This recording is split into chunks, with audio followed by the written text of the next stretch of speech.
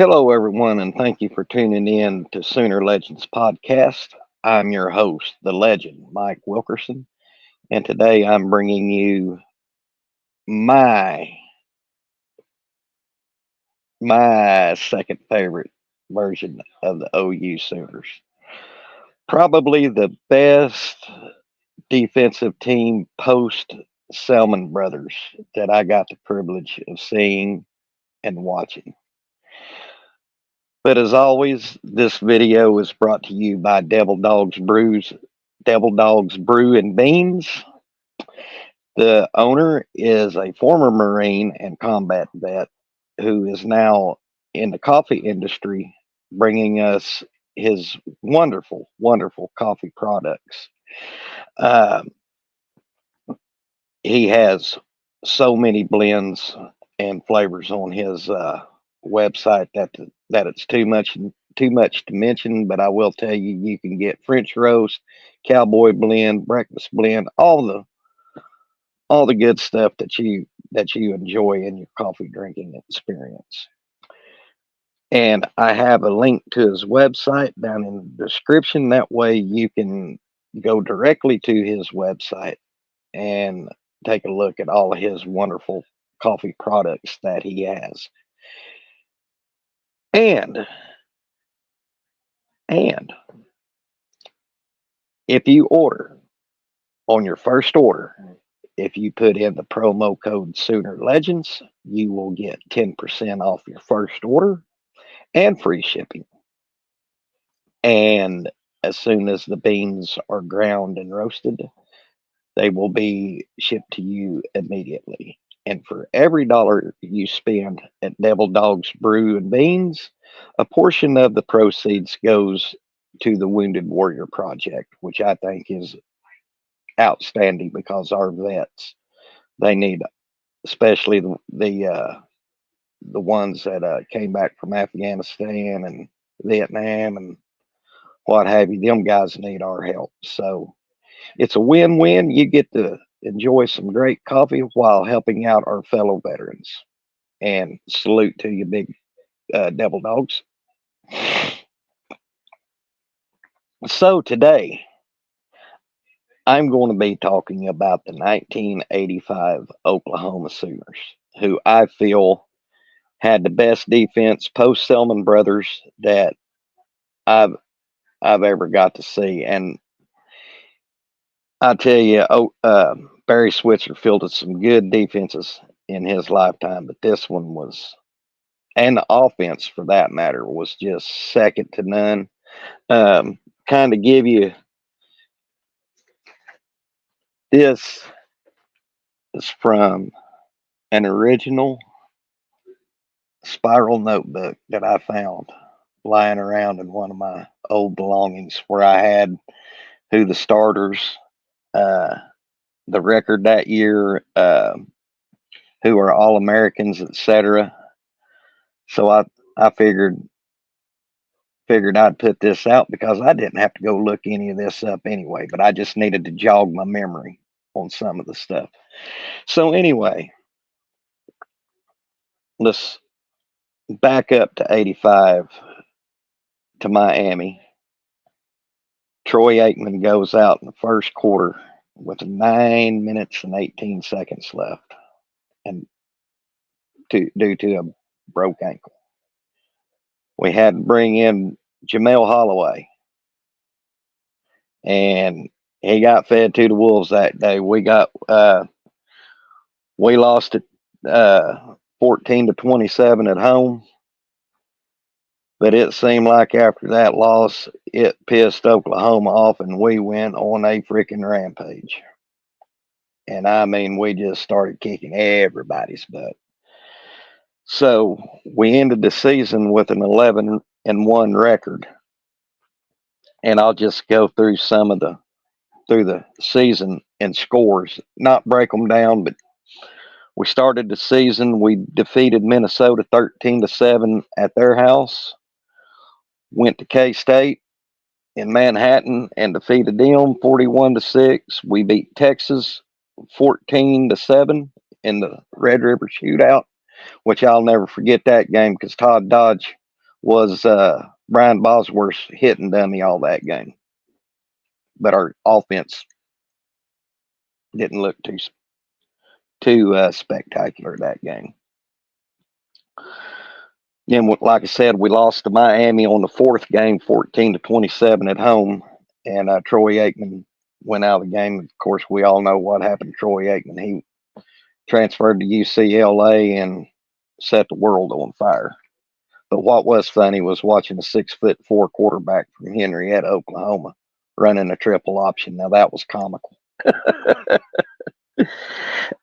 After Miami, we beat Iowa State at home 59-14. Beat Kansas at home 48-6. Went to Missouri at Faurot Field.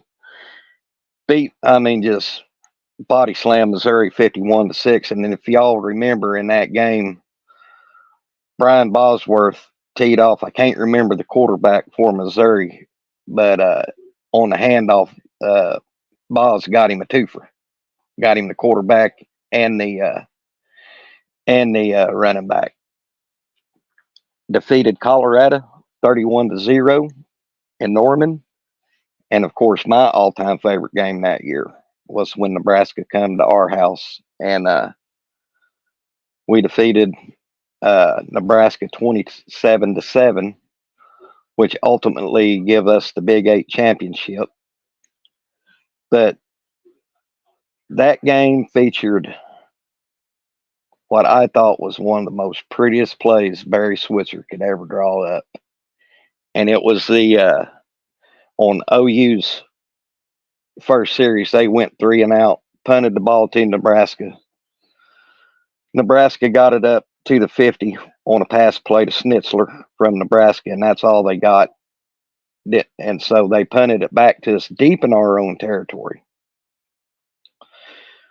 We gained maybe a yard, maybe two on that first play, and then the next play was the famous tight end reverse where Jamel goes to the left, gives it to Keith Jackson, and gone. 80-something yards for a touchdown. That was just, oh my God, that was beautiful. And of course, we was on our way to a shutout in that game.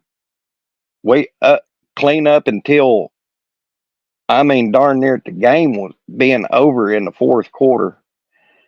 And Eric Mitchell fumbles. And Nebraska takes it back to score a touchdown. And that was there. But our defense shut them out. Our offense is the one that caused the score. Anyway, next week, we played Okie State at Lewis Field, which I remember that game too, because that is the famous Ice Bowl.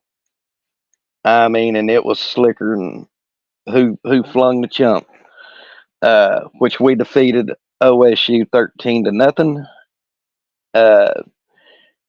The next game we played SMU at the Snake Pit in Norman, won it 35-13. And then beat Penn State in the Orange Bowl 25-10 to take the national championship. Now, the controversy of that national championship is Miami didn't play Oklahoma in the Orange Bowl. They went to play Tennessee. And you all know what happened, what Tennessee done to Miami that game. Destroyed them. I think it was in the Sugar Bowl. Benny Testaverde didn't do crap that game. And in my opinion, Jimmy Johnson was the second-ranked team that year. It should have been Oklahoma and Miami playing that Orange Bowl. And in my opinion, Jimmy Johnson didn't want to play Barry Switzer a second time that year. And he wanted the easy way out, thinking that he had the national championship in the bag because he was going to take on a lowly Tennessee team, and Oklahoma was going to get beat by Penn State. Wrong. I'll always believe that. Change my mind. But I'll always believe that. Because anyone who's watched any amount of college football knows that it's hard to beat the same team twice in a season. So that's my opinion. This is the first time I've ever been opinionated on my program, but that I've always that's been something I've always felt very strongly about. So our individual awards that year, our All Americans were Brian Bosworth, Tony Casillas, Kevin Murphy, and our individual awards. That's the first year that the Buckus Award was awarded to a college linebacker. Brian won it 2 years in a row in '85 and '86, and Tony Casillas was awarded the Lombardi Award, which is awarded to the best defensive lineman or linebacker in the country. Our our captains were two on defense, Tony Casillas and Kevin Murphy, and one on offense, Eric Pope, Pope. We run a 5-2 base defense, which everybody knows we ran the wishbone offense. Our starters that year, Jamel Holloway. Well, it actually started out that year being Troy Aikman. Then it went into Jamel Holloway as quarterback, Lydell Carr as the fullback, Anthony Stanford halfback, and Patrick Collins halfback. Derek Shepard split in, Keith Jackson tight end, Eric Pope was the left tackle, Mark Hudson left guard, Travis Simpson center, followed by Paul Ferrer at right guard and Anthony Phillips at right tackle. Our defensive starters that year was on the left side, defensive end Daryl Reed, defensive tackle Jeff Tupper, nose guard Tony Casillas, and then on the right side you had Steve Bryan and the defensive end Kevin Murphy, with your linebackers Brian Bosworth and Paul Miliazzo, and Dante Jones got in that rotation. The two cornerbacks was Derek White and Derek Crudup, strong safety Sonny Brown, and free safety Tony Rayburn. Now, if anybody remembers the 1985 Oklahoma Sooners, remembers what an athlete Sonny Brown was. That man could, I'm telling you, that man could jump higher than I've ever seen in my life. He was known for causing a lot of pass breakups, interceptions. Good gosh, he had a whole slew of interceptions. And then we had probably one of the premier defensive backfields that year. I mean, if you could get lucky and break that first wave of the defensive line and get through Boz and Mig, the secondary was waiting on you and they was going to hurt you. They could lay a lick on you and make your grandchildren feel it. And of course, our punter that year was Mike Winchester.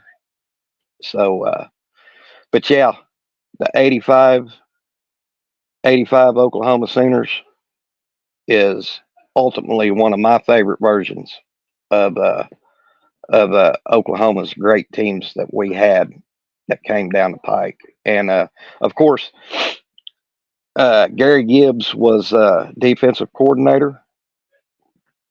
Bobby Proctor was the secondary coach. And I mean, we just played the world with our heads on fire, especially after that Miami game loss. I mean, it, like I said, it pissed everybody off. And so, well, I'm going to end this here. I'm, I'm just rambling, and thanks as always for tuning in. Hit the like button, hit the subscribe, because I'll be having more Sooner content, historical and current. That way, when you subscribe and turn on your post notification bell, you'll get notified every time I drop a video. And please comment. That pushes the algorithm of YouTube. So hope you enjoyed this video. Share it with your friends, and like I said, hit the like button, subscribe, because I plan on doing this a long time. So until we meet again, this is the Sooner Legend. God bless y'all. And this is the legend. we'll see you on the backside.